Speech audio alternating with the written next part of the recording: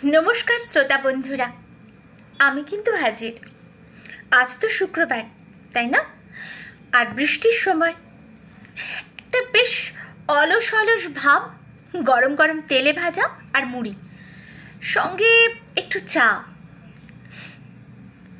उफ और कि चाই बोलुन तो।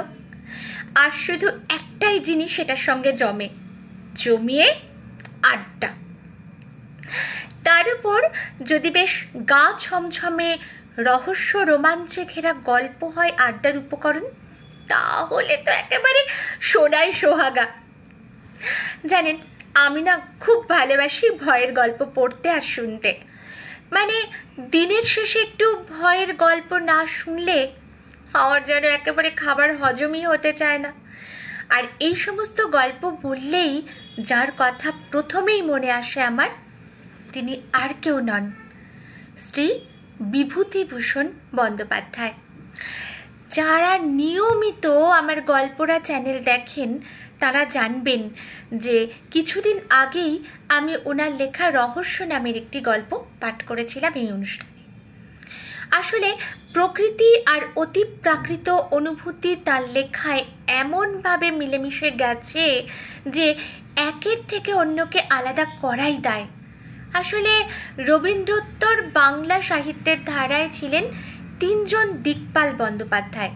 তারা হলেন তারাশঙ্কর বন্দ্যোপাধ্যায়, মানিক বন্দ্যোপাধ্যায় ও বিভূতিভূষণ বন্দ্যোপাধ্যায়। সত্যি বলতে কি, বঙ্কিমচন্দ্র, রবীন্দ্রনাথ আর শরৎচন্দ্রের পর বাংলা সাহিত্যে প্রাণের ধারা বজায় রেখেছিলেন এই তিন বারুজ্জেই। বিভূতিভূষণ তার সাহিত্যে প্রাধান্য দিয়েছেন প্রকৃতি ও মানুষকে। প্রত্যেকের প্রতি যথাযথ সম্মান বজায় রেখেই বলছি, এই ত্রয়ী বন্দ্যোপাধ্যায়ের মধ্যে অন্যতম শ্রেষ্ঠত্বের দাবিদার ছিলেন বিভূতিভূষণ বন্দ্যোপাধ্যায়। তার রচনায় মানব জীবনের পাঁচালী যেমন জীবন্ত হয়ে উঠেছে, তেমনি প্রকৃতিও তার রচনার এক অপরিহার্য অঙ্গ হয়ে উঠেছে। রবীন্দ্র যুগের শেষ পর্যায়ে বাংলা সাহিত্যের আকাশে উজ্জ্বল এক নক্ষত্রের মতোই আবির্ভূত হয়েছিলেন বিভূতিভূষণ বন্দ্যোপাধ্যায়। স্বপ্না ও তার কথা অনুষ্ঠানে আমাদের আজকের আলোচনা তাকে নিয়েই।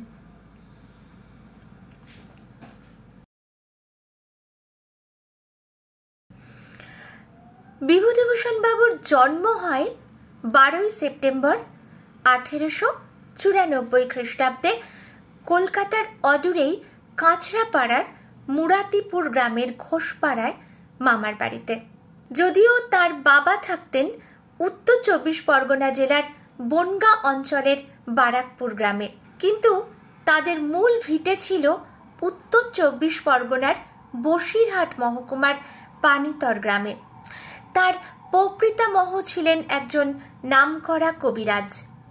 তিনি বনগাঁর বারাকপুর গ্রামে কবিরাজি করতে আসতেন। সেই সূত্রেই বিভূতিভূষণ বাবুর বাবা মহানন্দ বন্দ্যোপাধ্যায় বসতবাড়ি করেছিলেন এখানেই। তার বাবার নাম মহানন্দ বন্দ্যোপাধ্যায় ও মা মৃণালিনী দেবী। বাবা ছিলেন অত্যন্ত সুকণ্ঠের অধিকারী ও কথকতায় পারদর্শী। অন্যদিকে তিনি ছিলেন সংস্কৃত ভাষার একজন পণ্ডিত ও সংস্কৃত সাহিত্যে ছিল তার অগাধ জ্ঞান। পাণ্ডিত্য ও কথকতার জন্যই তিনি শাস্ত্রী উপাধি পেয়েছিলেন। বিভূতিভূষণ ছিলেন মহানন্দ ও মৃণালিনী দেবীর 5 সন্তানের মধ্যে সবার বড়। বাবার পাঠশালায় শুরু হয় তার প্রথম শিক্ষার পাঠ। ছোট থেকেই বিভূতিভূষণ খুবই মেধাবী ছাত্র ছিলেন। তার ছেলেবেলা কেটেছিল খুব দারিদ্র্যের মধ্য দিয়ে, তাই শুরুর দিকে বেশ কিছুদিন তাকে গ্রামের পাঠশালাতেই পড়াশুনো করতে হয়েছিল। কলকাতা শহরে এসে থেকে কোনো নামী স্কুলে পড়ার মতো আর্থিক সঙ্গতি তার ছিল না। পাঠশালার পর্ব সেরে তিনি বনগাঁ উচ্চ বিদ্যালয়ে ভর্তি হন। মেধার কারণে সেখানে তিনি অবৈতনিক শিক্ষার্থী হিসেবে শিক্ষার সুযোগ পেয়েছিলেন। 8ম শ্রেণীতে পড়াকালীন তার বাবা মারা যান। জেদ করে পড়াশুনো চালাতে থাকেন বিভূতিভূষণ।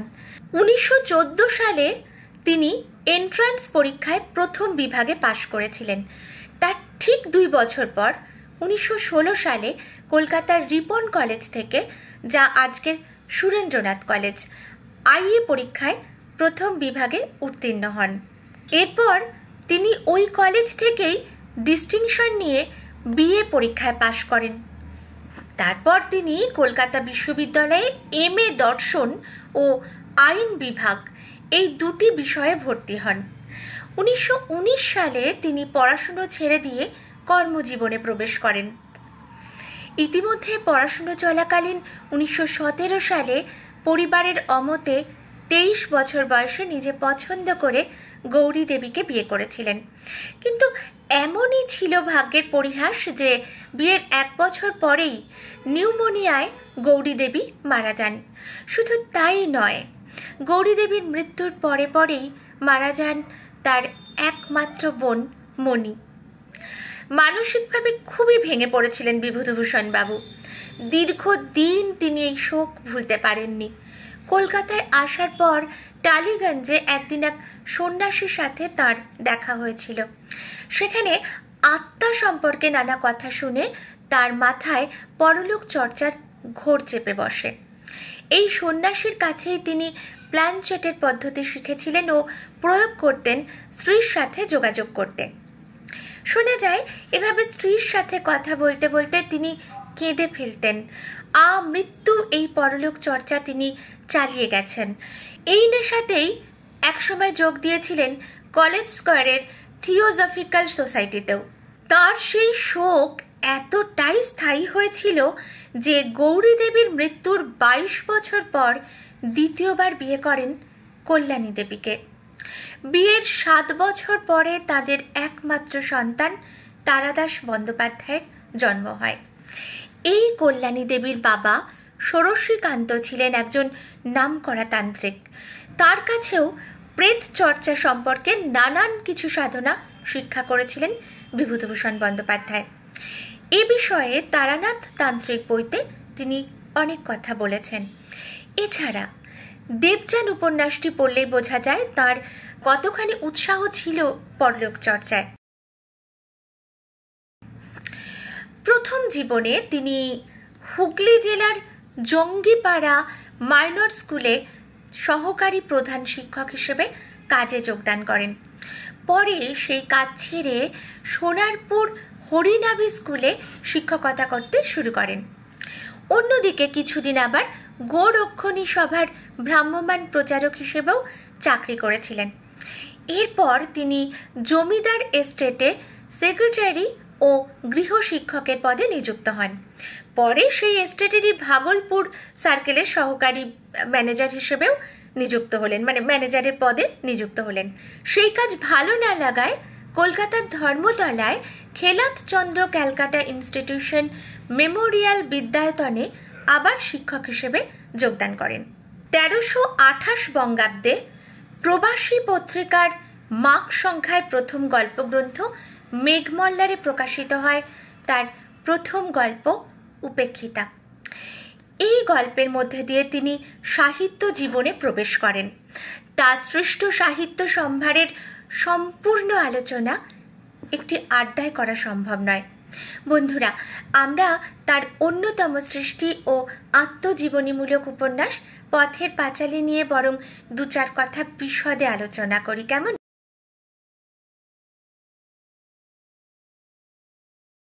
ভাগলপুরে চাকরিরত অবস্থায় তিনি 1925 সালে পথের পাঁচালী উপন্যাসটি রচনা শুরু করেন এবং 1928 সালে তা শেষ করেন। 1929 সালে উপন্যাসটি বিচিত্রা পত্রিকায় মহালয়ার দিন প্রকাশিত হয়। এই মহালয়ার দিন প্রকাশিত হওয়ার পর উপন্যাসটি 1 বছর ধরে ধারাবাহিকভাবে বিচিত্রা পত্রিকায় প্রকাশিত হতেই থাকে। এই উপন্যাসটি বিভূতিবাবু তার পিতা মহানন্দ বন্দ্যোপাধ্যায়কে উৎসর্গ করেন। উপন্যাসের প্রধান চরিত্র অপু ও তার দিদি দুর্গা। আমরা এটা সবাই জানি, তাই না? লেখার মধ্যে তিনি শিশু মনের এক অপরূপ সুন্দর ছবি ফুটিয়ে তুলেছেন। অপুর মা সর্বজয়া সম্পর্কে তিনি নিজেই বলেছিলেন, সর্বজয়ার প্রতি একটা অস্পষ্ট ভিত্তি হচ্ছে আমার মা। দুর্গা চরিত্রে তিনি নিজের অকাল প্রয়াত ছোট বোন মণিকে ফুটিয়ে তুলেছিলেন। উপন্যাসের নিশ্চিন্দিপুর হলেও আসলে তার নিজের গ্রাম বারাকপুর, আর অপু হলেন তিনি নিজেই। অপুকে সামনে রেখেই তিনি তার জীবনের স্মৃতি ছবি এঁকেছেন, তাই এর আবেদন এতটাই জোরালো। এই উপন্যাসে তিনি বেঁধে দেওয়া পথে হাঁটেননি। একটি সরল বাচ্চা ছেলের মন কিভাবে রূপকথার জগতে বিচরণ করতে করতে এগিয়ে গেল, জীবনের নানা ক্ষয়ক্ষতি সত্ত্বেও তার সেই রূপকথার জগৎ হারিয়ে গেল না, এইরকম একটা কঠিন ফিলোসফিকে বিভূতিভূষণ অসাধারণ মুন্সিয়ানায় তার লেখায় ফুটিয়ে তুলেছেন। এখানেই তার বৈশিষ্ট্য। আসলে বিভূতিভূষণ বাংলাদেশের ভূপ্রকৃতির বুকে যে সমস্ত বালক, শিশু, যুবক, বৃদ্ধের ছবি এঁকেছেন তার মূল রস হলো রূপকথার রস। পথের পাঁচালী থেকে অশনি সংকেত পর্যন্ত তার সাহিত্য পরিক্রমায় তিনি গ্রাম্য জীবনের কথক হিসেবে অবতীর্ণ হয়েছেন। শিশুর মতো কৌতূহল, কবির মতো কল্পনার প্রলেপ দিয়ে বিভূতিভূষণ তার সাহিত্যে গ্রামের এমন চালচিত্র এঁকেছেন যা একদিকে যেমন অনবদ্য, অন্যদিকে আবার তেমনই অনতিক্রমণীয়। দুঃখ দারিদ্র্যের ছবি তিনি এঁকেছেন বটে, কিন্তু সে ছবি কোনো সমাজ বা অর্থনীতি ঘটিত জটিল প্রশ্নের সামনে পাঠককে দাঁড় করায় না। তার প্রেমিক চরিত্ররা উত্তপ্ত কামনা বাসনার গণ্ডি ছাড়িয়ে স্নিগ্ধ, শান্ত ও গার্হস্থ জীবনের আলোকেই আলোকিত।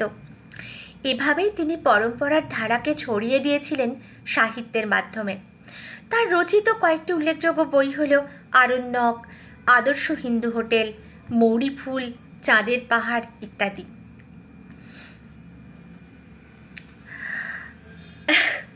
শ্রোতা বন্ধুরা, একটা বেশ মজার গল্প শুনলে এখন কেমন হয়?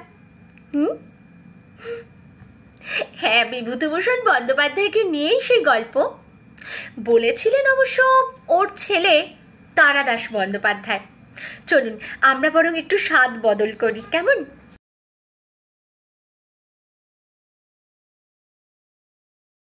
হয়েছিল কি, একবার বিভূতিভূষণ বাবু পড়েছিলেন পুলিশের কবলে। তারাদাস বাবুর খুব প্রিয় এক লেখক ছিলেন পঞ্চানন ঘোষাল, যিনি নিজে পুলিশে কাজ করতেন। মূলত খুব পপুলার উপন্যাস ও থ্রিলার লিখতেন তিনি। এর সাথে দেখা করার খুব ইচ্ছে ছিল তারাদাস বাবুর। হঠাৎ একদিন শুনলেন যে পাড়ার একজন স্থানীয় লোক পুলিশ অফিসার পঞ্চানন ঘোষালের সাথে দেখা করতে যাচ্ছেন। সেই সুযোগ কি কেউ ছাড়ে? তিনিও চললেন তার সাথে। সঙ্গের ভদ্রলোক পরিচয় করিয়ে দিলেন। বিভূতিভূষণ বন্দ্যোপাধ্যায়ের ছেলে শুনে তার দিকে তাকিয়ে থাকলেন পঞ্চানন বাবু। তারপর বললেন, তোমার বাবাকে একবার পুলিশ অ্যারেস্ট করেছিল জানো? তাজ্জব তারাদাস বাবু বলে উঠলেন, অসম্ভব, কখনো হতে পারে না। আমি সকলের মুখ থেকে শুনে বা পড়ে বাবার সম্পর্কে যা জেনেছি তাতে কখনো তা হতেই পারে না। আমার বাবা কোনোদিন সেরকম মানুষ ছিলেন না। পঞ্চানন বাবু হেসে বললেন, সেসব তোমার জানতে পারার কথা নয়, তাই জানতে পারোনি। অমুক থানায় গিয়ে খোঁজ করলে পেতে পারো। অবশ্য অত পুরনো রেকর্ড এখন কি আর আছে কে জানে। আসল কথাটা আগে শোনো। সেদিন সন্ধ্যার মুখে বাইরে কাজটাজ সমস্ত সেরে থানায় ফিরছেন বড়বাবু। থানার কাজকর্মের খোঁজ নেওয়া চলছে তখন। হাজত বাবু হাজতে যারা ছিল তাদের বের করে এনে বড়বাবুর সামনে হাজির করল। বড়বাবু সব শুনে সিদ্ধান্ত নেবেন কাকে রাখা হবে, কাকে ছাড়া হবে। যাদের বের করা হলো তাদের মধ্যে ধুতি শার্ট পরা একজন ভদ্রলোককে দেখে বড়বাবু জিজ্ঞেস করলেন, আরে এ তো ভদ্রলোক দেখছি, এ আবার কি করলো? হাজতবাবু বলল, স্যার উনি ওইখানে থানার দেওয়ালের খাঁজের মধ্যে বাথরুম করছিলেন। হ্যাঁ, থানার দেওয়ালে এইসব? দেখে তো মনে হচ্ছে শিক্ষিত, পোশাকে আশাকে তো বেশ ভদ্রলোক লাগছে। খোলা জায়গায় এইসব করতে নেই, জানেন না? কাঁচু মাচু মুখে সেই ভদ্রলোক বললেন, আর কোনোদিন হবে না, বিশ্বাস করুন, বাধ্য হয়ে করে ফেলেছি। খুব জোর চাপ এসেছিল, কোথাও কোনো টয়লেট খুঁজে পাইনি, আর পারছিলাম না, কাপড়ে চোপড়ে হয়ে যেত, তাই একটু আড়াল দেখতে পেয়ে এখানে করে ফেলেছি। এটা যে থানা বুঝতে পারিনি। বড়বাবু বললেন, কাপড়ে চোপড়ে হয়ে যেত বলে অন্যের বাড়ির দেওয়ালে এইসব কাণ্ড করবেন? তা কি করেন? উত্তর এলো, আগে আর হবে না, আমি শিক্ষকতা করি। শিক্ষকতা করেন? কোন স্কুল? অমুক স্কুল। ওরে বাবা, অমুক স্কুল? স্কুলটা কোথায় জানেন? বিশ্বাস না হলে ফোন করে দেখতে পারেন, আমার কাছে ফোন নাম্বার আছে, দিতে পারি। ফোন নাম্বার নিয়ে ফোন করে দেখলেন বড়বাবু। কথাটা সত্যি। এবার আরো ঝেঁজে উঠলেন, তাহলে তো সোনায় সোহাগা, মাস্টার মশাই হয়ে এসব করছেন, ছাত্ররা কি শিখবে? বলছি তো, ভুল হয়ে গেছে, আগে কখনো হয়নি, অবস্থার ফেরে হয়েছে, আর কখনো হবে না। বড়বাবুর মেজাজ আর চোখ মুখ দেখে কোনো আশাই পাচ্ছিলেন না হয়তো ভদ্রলোক। ভাবছিলেন হয়তো কোনো কেস লাগিয়ে কোর্টেই পাঠিয়ে দেবে, লোক জানাজানি হবে, হয়রানিরা শেষ থাকবে না। তাই বড়বাবুর সহানুভূতি আদায় করার জন্য বললেন, এছাড়া আমি একটু লেখালেখিও করি। আচ্ছা, তা কি লেখেন শুনি? গল্প, উপন্যাস, এইসব। কি উপন্যাস? আপনি নাম শুনেছেন কি না জানি না, আমার একটা লেখা একটু নাম করেছে, পথের পাঁচালী। এবার ঠাটি এক চর কষাবো, অনেক সহ্য করেছি। পথের পাঁচালী কার লেখা জানেন? আগে আমার লেখা, বিভূতিভূষণ বন্দ্যোপাধ্যায়। তখন আপনাকে নাম বললাম তো যখন স্কুলে ফোন করলেন। এবার বড়বাবুর অবাক হওয়ার পালা। হাঁ করে মুখের দিকে তাকিয়ে থাকলেন কিছুক্ষণ, কি যেন পড়বার চেষ্টা করলেন। তারপর বিস্ময় ঝরে পড়ল তার কণ্ঠস্বরে। আপনি বিভূতিভূষণ বন্দ্যোপাধ্যায়? বলতে বলতে বড়বাবু চেয়ার ছেড়ে উঠে টেবিলের পাশ দিয়ে ঘুরে এসে তথাকথিত আসামির পায়ের ওপর গড় হয়ে পড়লেন। মাথা ঠুকে ঠুকে প্রণাম সেরে উঠে দাঁড়িয়ে বললেন, যান বাথরুম করুন, এই থানার যেখানে খুশি যত খুশি করুন, পুণ্যভূমি হয়ে উঠবে এই থানা। এই পর্যন্ত বলে পঞ্চাননবাবু সামনে বসে থাকা তারাদাসবাবুকে বললেন যে, বুঝলে, সত্যি সত্যি তোমার বাবাকে পুলিশে ধরেছিল। তারাদাসবাবু অবিশ্বাসের সুরে বললেন, এ আপনার বানানো গল্প, আপনি লেখক মানুষ, সামান্য একটু কিছু কারোর কাছে শুনেছেন হয়তো, আর তাই দিয়ে এত সুন্দর একটা গল্প বানিয়ে ফেললেন। গল্প হবে কেন, আর অন্যের মুখ থেকেই বা শুনতে হবে কেন? কি মুশকিল, সেদিনের সেই বড়বাবুটা যে আমি সেই পুণ্য অর্জন করেছিলাম তো।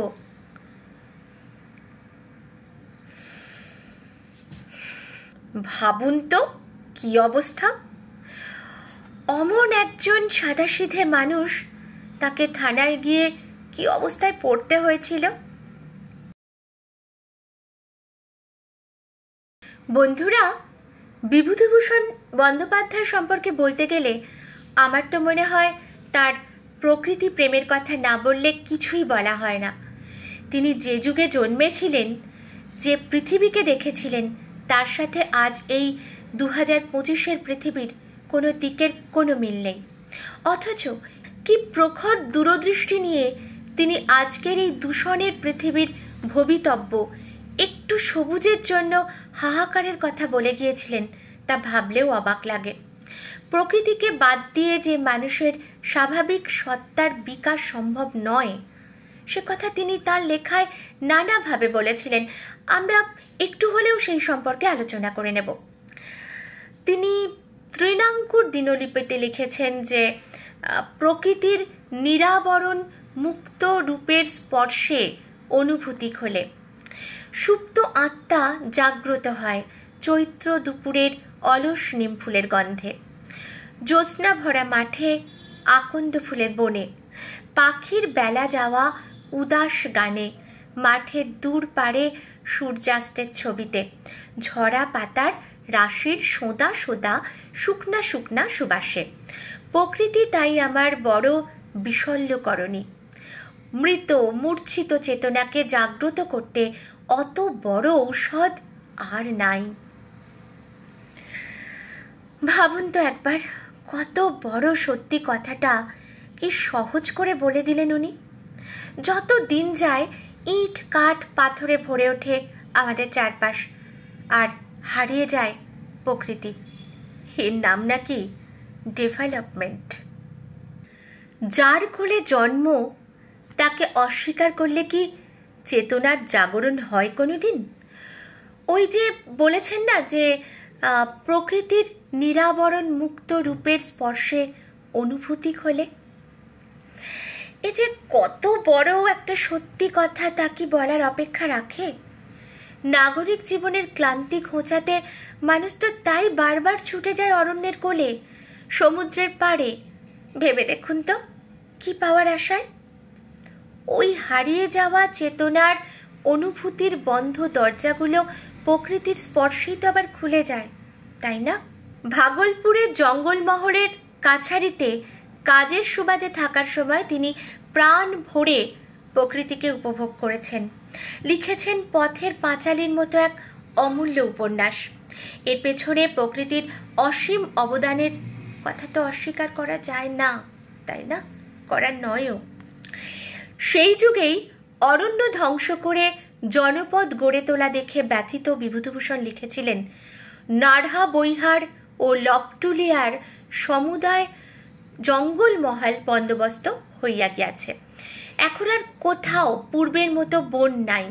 প্রকৃতি কত বৎসর ধরিয়া নির্জনে নিভৃতে যে কুঞ্জ রচনা করিয়াছিল, জন্মজুরেরা নির্মম হাতে সব কাটিয়া উড়াইয়া দিল।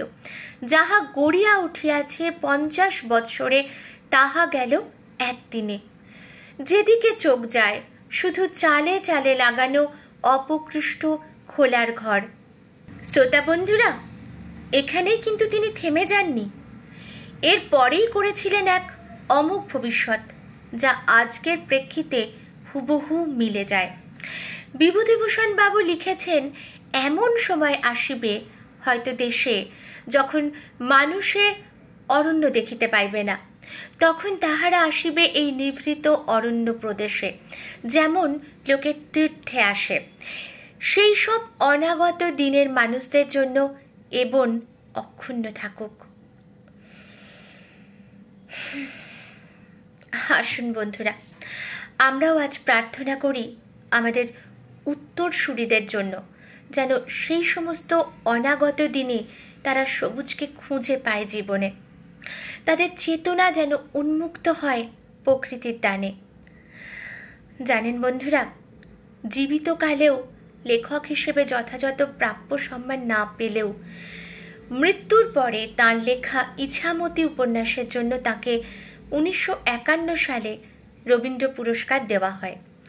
এছাড়াও বনগাঁ মহকুমায় তাঁর সম্মানে একটি বন্যপ্রাণী অভয়ারণ্যের নাম রাখা হয়েছে বিভূতিভূষণ বন্যপ্রাণী অভয়ারণ্য। শ্রোতা বন্ধুরা, আজ সময় হয়ে এলো প্রায়। আমরা শেষ করব বিভূতিভূষণ বন্দ্যোপাধ্যায়ের জীবনের শেষ অধ্যায়টি আলোচনা করে, যা একদিকে যেমন রহস্যে ঘেরা, অন্যদিকে আবার তেমন বেদনাদায়ক। আলোচনার শুরুতেই আমি বলেছিলাম যে পরলোক চর্চার প্রতি, অতি প্রাকৃতিক জগতের প্রতি তার এক অদম্য আকর্ষণ ছিল। সারা জীবন প্ল্যানচেট, থিওজফিক্যাল সোসাইটি ইত্যাদি তো চালিয়ে গেছেনই, শেষ বয়সে এসে সব সাধনাও শুরু করেছিলেন তিনি।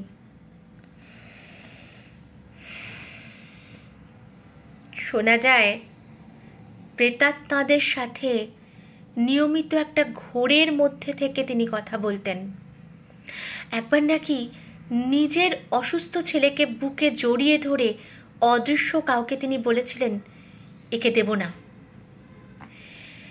এরকমই যার মনোবৃত্তি, তিনি যে সদা সর্বদা নির্জন প্রিয় হবেন এ বিষয়ে তো কোনো সন্দেহই নেই। নির্জনতায় বাকি জীবন কাটিয়ে দেবেন ঠিক করে বিহারের ঘাটশিলার বাড়িটিকে বেছে নিয়েছিলেন। বাড়িটির চারপাশে বেশ ঘন বনাঞ্চল ছিল, আর এলাকাটিও প্রায় জনমানব শূন্য ছিল। স্থূলকায় রোগে আক্রান্ত হওয়ার কারণে ডাক্তার লেখককে প্রতিদিন সকালে ও বিকেলে 2 বার হাঁটার পরামর্শ দিয়েছিলেন। তাই তিনি প্রতিদিন বনাঞ্চলের পথ ধরে কয়েক কিলোমিটার করে হাঁটতেন। এমনই একদিন সন্ধ্যের সময় হাঁটা শেষ করে বাড়ি ফেরার পথে তিনি দেখতে পান কয়েকজন লোক একটি মৃতদেহকে কাঁধে করে নিয়ে যাচ্ছে।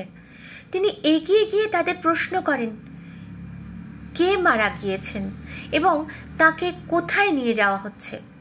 তারা কোনো কথা না বলে মৃতদেহটিকে কাঁধ থেকে নামান এবং তার মুখের ওপরের কাপড়টি সরিয়ে দেখান। লেখক প্রচণ্ড অবাক হয়ে দেখতে পান মৃতদেহটি আর কারো নয়, বরং তার নিজের।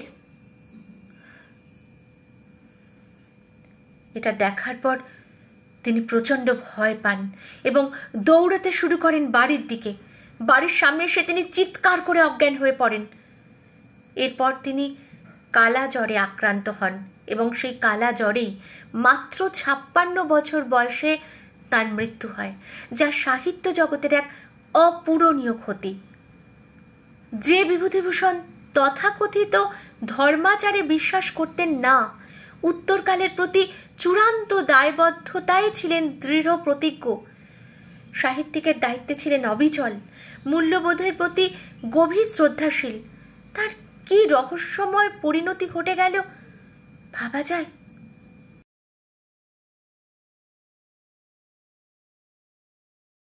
আজ এই পর্যন্তই। আবার আপনাদের সঙ্গে দেখা হবে পরের আড্ডায়। সবাই ভালো থাকবেন। জানাবেন কেমন লাগছে স্বপ্না ও তার কথা অনুষ্ঠানটি, আর পরিচিত সবাইকেই শোনাবেন আমাদের এই আড্ডার কথা, আমার এই চ্যানেলটার কথা। সবাইকে নিয়ে আসুন, জমিয়ে খুব গল্প করব আমরা, কেমন? ভালো থাকবেন কিন্তু সকলে, আনন্দে থাকবেন, খুশিতে থাকবেন। নমস্কার।